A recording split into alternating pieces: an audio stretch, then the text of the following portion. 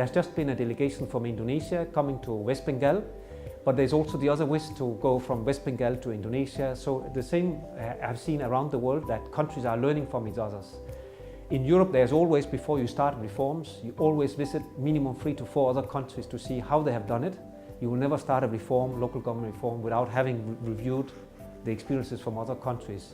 Also to avoid that you have to reinvent the wheel all the time. That was also mentioned yesterday. Why not learn from what is already going on to avoid some of the mistakes made by many other places?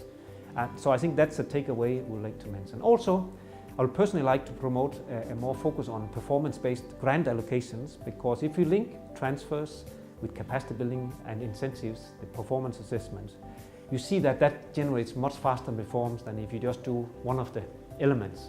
You can train and train, but if there's no money to actually use for your planning processes, you're not getting very far. And if you allocate funding without good incentives, then you also have a problem in accountability. So I think in the area of performance-based grants, there's still room for a deepening of the reforms, to refine the performance assessment systems, and also to make the performance assessment neutral and linked to the capacity building support.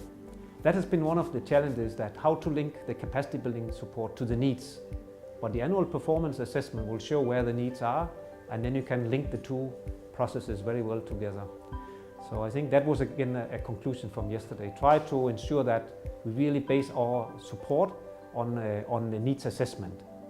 There's another area where India could learn a little bit from other countries, is to make local governments more on the driver's seat when it comes to capacity building. Most of the support is still quite supply driven, handled by central programs, but local governments are not able to design their own capacity building programs. So that will be the next generation, to ensure that local governments have a little sum of money they can use for their own capacity building training, even start contracting service providers in the places where they are available.